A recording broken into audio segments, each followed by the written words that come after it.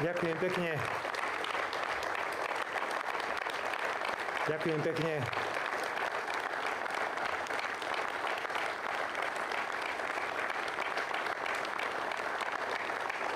Ďakujem, už som dosť nervózny, prosím. Tento môj pocit neprehlbujte.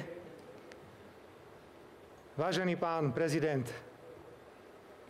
vzácni hostia, drahé Slovenky a drahí Slováci, svätého Cyrila a Metoda vrátime tam, kam patria, sem na Deví. A preto som veľmi rád, že sme tu, na mieste, kde sa pod nami stretáva rieka Morava s Dunajom, kde si symbolicky podávajú ruky a kde ako brat a sestra pokračujú spolu ďalej, ktorí sa učili v jazyku, ktorému rozumeli nielen filozofii, nielen matematike, nielen hudbe, ale pochopiteľne najmä sa učili šíreniu a porozumeniu svätých textov. Vážené dámy a páni, že naše dejiny nie sú spojené s ničím podstatným.